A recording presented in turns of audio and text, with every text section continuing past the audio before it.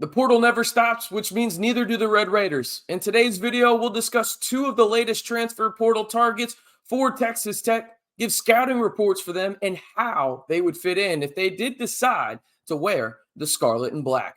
Hey, how's it going, everybody? It's RC Maxfield here for the Back to 12 podcast. And if you want to stay in the know on Texas Tech men's basketball all year long and know exactly what's going on as it happens with Texas Tech in the transfer portal, just do these three simple steps for me. Like the video, hit that subscribe button, and turn on that notification bell. And listen, I'll know if you want more of these portal videos. I'm happy to give them to you guys. It's just I need to know. And the easiest way to let me know is simply by liking the video. So if you want to see more of these portal update videos here on the largest Texas Tech YouTube channel, well, it's very easy. Like the video, hit that subscribe, and turn on that notification bell. All right, let's jump into one of the names that kind of surfaced yesterday in terms of Texas Tech showing some interest via the portal, and we will start up at Drake. It'll be Kevin Overton, a 6'5" guard who averaged 11.3 points per game, just over 3 rebounds per game, and just over an assist, and just about shot 35% from three,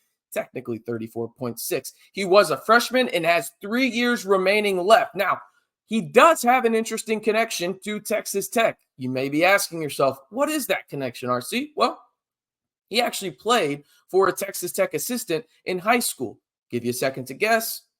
If you guessed Luke Barnwell, you'd be correct. Kevin Overton played at Sunrise Christian, where Luke Barnwell was the head coach before he took this assistant coaching job that he currently has at Texas Tech. Now, Overton is a long, versatile guard and is a great spot-up shooter. He ranked in the 80th percentile in terms of points per possession on spot-up shots. Pretty damn good, if you ask me. He understands spacing really, really well, and he can guard 1 through 3, maybe 1 through 4, depending on how big the opposing team's 4 is, but you feel really comfortable about his length and athleticism guarding 1 through 3. He will create matchup nightmares for smaller opposing guards that are 6 foot, 6'1", 6'2". His length and athleticism allow him to just really wreak havoc on the defensive end. Now, offensively, he can be a primary ball handler at times, but he's much better off the ball in finding space on the offensive end.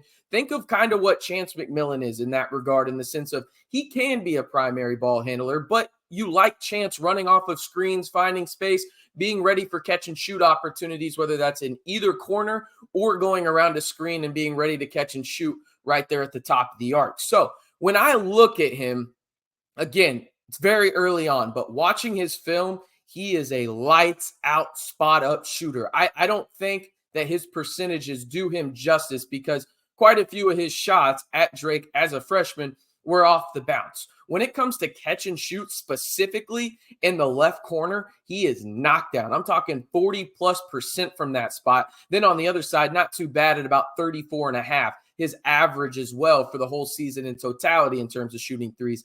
He's a guy that I think would absolutely thrive off the ball for Texas Tech, and I don't think he'd come in and necessarily be a potential starter, but I think he'd be a really good bench guy that could come in and give you starter-type minutes in certain situations. But either way, I think he's a name to monitor for the Red Raiders moving forward. And the best place on the internet, outside of, well, obviously here on the Back to 12 podcast channel, to stay in the know on everything Texas Tech men's basketball in the transfer portal is over on the Scarlet and Black Insider.com. Your first month is just $1 when you use the code SBI. Again, that code is SBI. Go join the most engaging Texas Tech community on the internet. I mean, the message board is going crazy right now. We had a ton of people over there yesterday talking about the latest names when it comes to Texas Tech in the transfer portal. I just name a couple over here. We've got all of them over on the Scarlet and Black Insider. So be sure to go join myself, Austin Massey, and Jacob Harris as we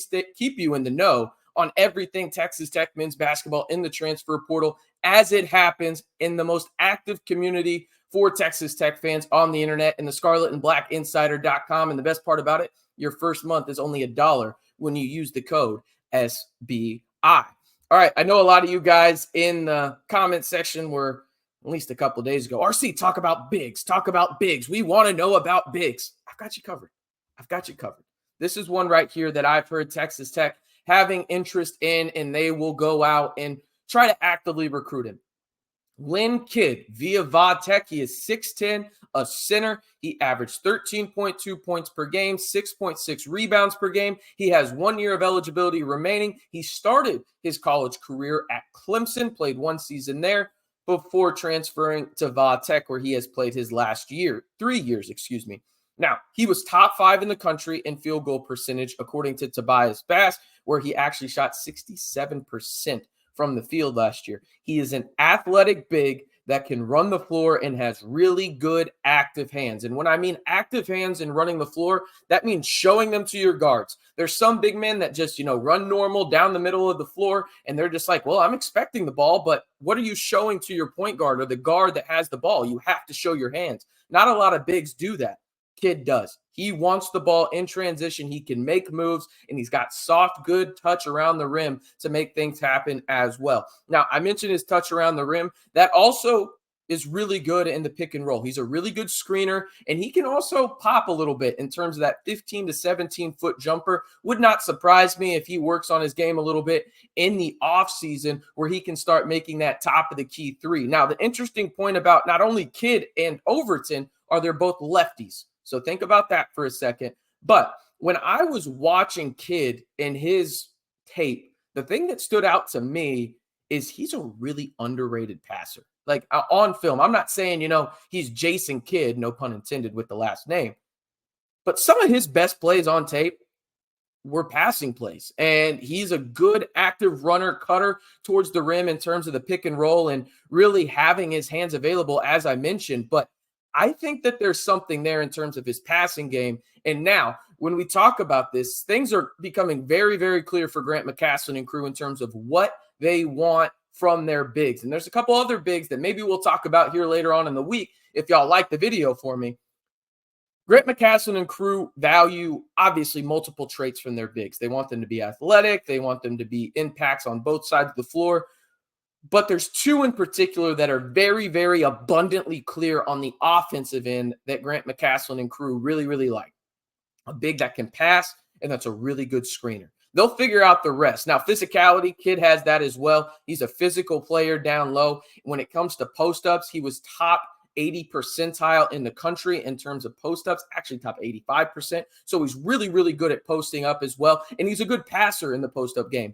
But he was really, really good at passing from the top of the key, really, really good screen setter. And those are 2 things that is becoming abundantly clear, as I mentioned, that Grant McCasland and crew like. Those are 2 traits that they will heavily target within the portal. So it's no surprise that Lynn Kidd is one of those guys that they have their eye on early on in the process. And again, I want to preface everything that we're saying here in these videos.